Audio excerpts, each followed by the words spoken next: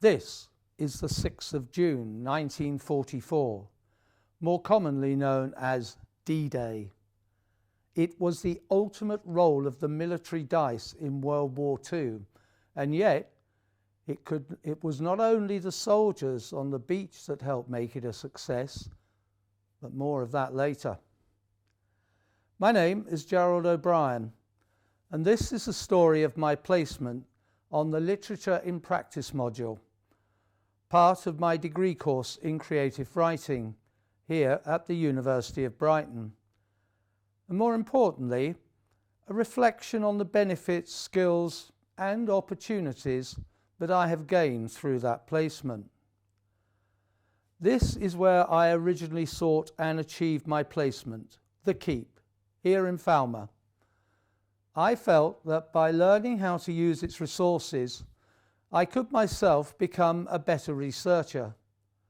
The Keep is a free archive centre open to everyone to use and is run in collaboration between East Sussex Record Office, Brighton and Hove City Council and the University of Sussex. As well as the source of many a family history, it also houses the collection of over 180 archives and includes such diverse subjects as Frank Muir, Rudyard Kipling, Richard Attenborough and the Mass Observation Archive. This last one is still ongoing and has been more relevant than ever with gathering the current pandemic lockdowns, recollections and experiences.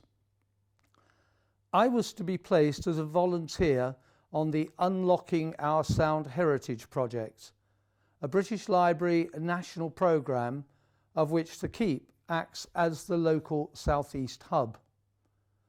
The programme is funded by the National Lottery Heritage Fund and runs from 2018 to the end of this year.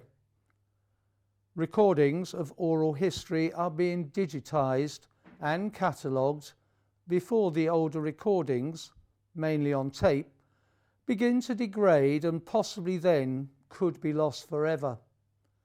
A sort of Readers of the Lost Archive. So, what actually is oral history and why is it so important?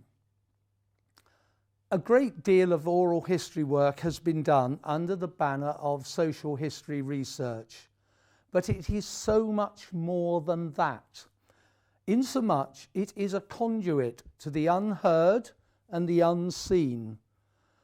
The strength of oral history lies in the fact that it complements written, printed and visual sources and can sometimes clearly call into question those other sources. One priceless quality that oral history possesses is the spontaneity of response. Nothing's considered, nothing researched. It is from the heart and can reveal far more information than can be uncovered by conventional research. In my position as a student placement transcription volunteer, I was personally committed to offering at least 150 hours work to the archive, and in return, I would be given the opportunity to learn research skills from the professional archivists that would stand me in good stead, both on this degree and in future applications.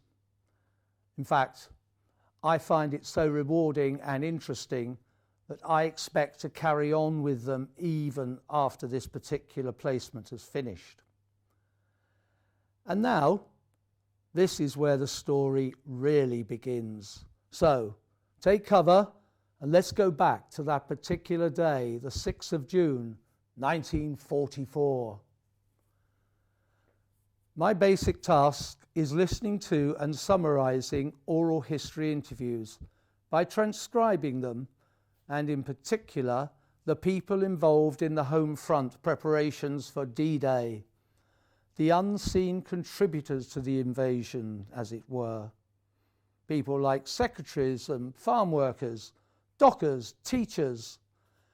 As Ken Howarth cites in his book Oral History, This perspective is undoubtedly important because of the secret nature of operations, projects, and industrial wartime production.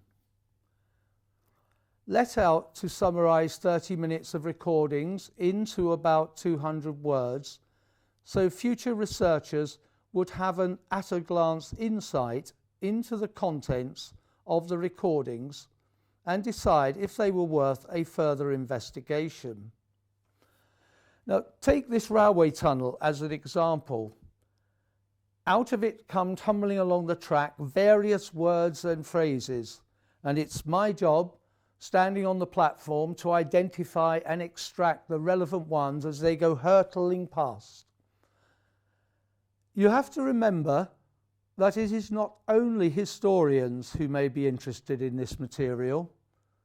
Writers also have to research for their written work, and a writer of historical fiction, say, may want to get under the skin of the ordinary person around this time to try and understand what they actually felt and how they lived.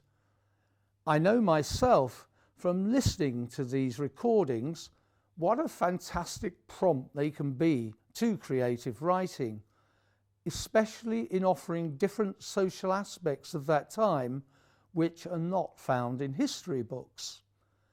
One particular recollection I liked was of used condoms hanging on the barbed wire fence of an American army camp near Portsmouth, possibly as a warning to the local girls who dared to enter. The purpose of the summary is to give a concise guide to its contents, very much like the index of a book, but with some extra information to help the users. We concentrate on obtaining a clear statement of what is talked about in the interview, rather than detailing particular opinions or anecdotes. Once checked, approved, and submitted to the British Library, they are then available worldwide via the British Library Sound and Moving Image Catalogue, or SAMI for short, and also copies are held by the museum or archives that supplied the original recordings. You might be asking, how has this placement contributed to my understanding of research and creative writing process? Pay attention now, you two at the back. It's helped me understand and appreciate both the purity and the value of an oral history. We use the term straight from the horse's mouth, and that could have been devised especially for this type of research. It is an example of a pure stream of consciousness.